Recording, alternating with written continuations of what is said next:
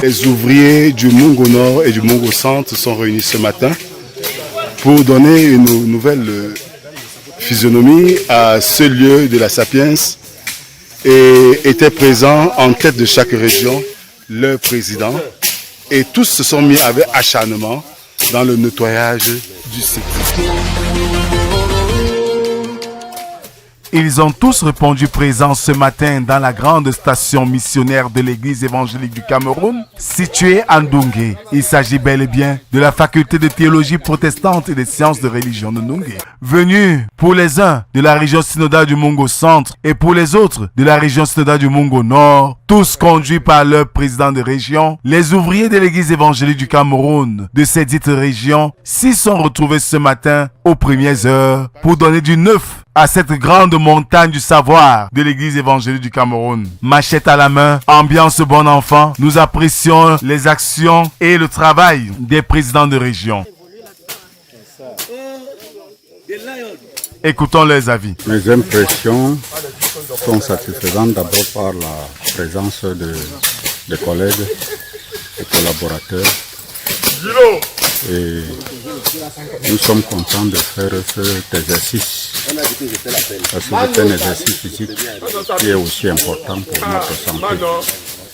Mais nous sommes aussi contents de savoir que nous avons contribué d'une manière ou d'une autre à cette formation et cette génération 2.0. Le chef doit toujours être le premier à prendre le devant, quelles que soient les difficultés à affronter, pour servir d'exemple à ceux qui sont derrière lui, pour qu'ensemble, en synergie, on pousse en avant. Bon, mes impressions sont mitigées.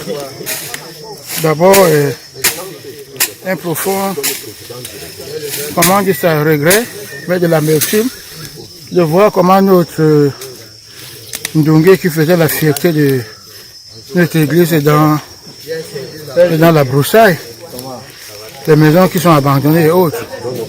Bon, deuxième chose, je suis fier parce que avec ce que la nationale nous a demandé de faire, nous avons vu la mobilisation des ouvriers des deux régions. Bon, on a pu faire ce que nous avons fait, ce que vous avez vu là. On est aussi content parce que ce moment-ci, c'est le moment de retrouvailles entre les ouvriers du Mungo Nord et du Mungo Centre. Ça renoue les relations et les amitiés. Il y en a qui ont brillé par leur absence. Les pasteurs n'ont pas oublié, hein.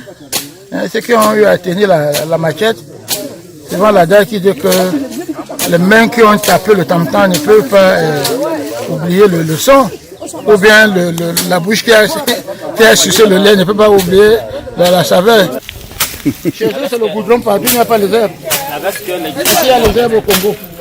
Oui, effectivement, l'ambiance est toute de bonne humeur, mais nous constatons vraiment que le travail n'est pas de nature à finir aussitôt. Après nos présidents de région, jetons le regard sur les dames, les pasteurs, venus toujours pour la même circonstance. Déjà, premièrement, je suis très contente parce que ça me rappelle le TM de Ndunge à l'époque.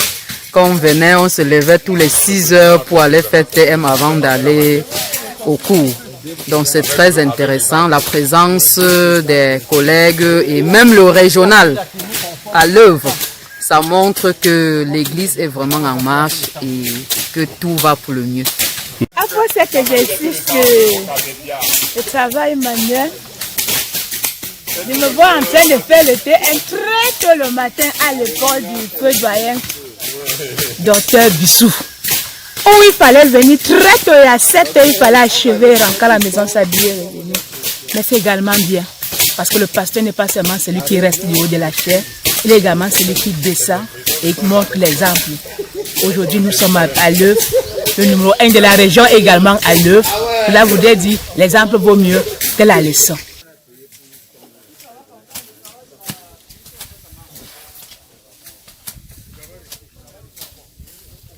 L'ambiance est bon enfant et c'est une joie de retrouver les frères et sœurs des régions différentes et de partager nos souvenirs lointains.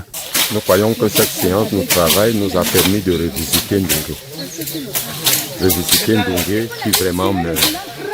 Et nous croyons que c'est de bon ton qu'on puisse nous demander de pouvoir un peu ouvrir, mettre la propreté. Nous disons merci à tous ceux qui se sont déployés pour permettre en sorte que nous puissions faire ne serait-ce que ce peu. Merci beaucoup à notre président de région qui nous a servi d'exemple. Et nous avons constaté en lui une vigueur particulière. Qu'est-ce que vous en dites? C'est quelqu'un qui a encore 60 ans, il peut encore travailler pour 10 ans. Ah, donc il peut encore rester et donner encore plus d'humeur de lui. Si c'était pour moi, il devrait encore passer encore 10 ans de service. Super. Nos impressions sont bonnes. Nos impressions sont autant plus bonnes que nous sommes fiers d'avoir participé, d'avoir été comptés parmi ceux qui ont participé à ce terrain pour rendre propre cette belle cité de Ndunge qui va accueillir dans quelques jours la première vague de la génération 2.0. Constitué bien sûr des cadres de l'église et beaucoup d'autres. Et quelle est l'ambiance qui a prévalu en ce lieu ce matin? L'ambiance est bonne. Vous voyez d'ailleurs dans le regard de chacun de nous, nous le faisons avec beaucoup de joie, beaucoup de plaisir. Nous sommes contents d'avoir participé. Et nous félicitons d'ailleurs cette initiative qui nous permet également de faire des exercices physiques. Bon, le travail est encore fini, mais nous avons fait l'essentiel.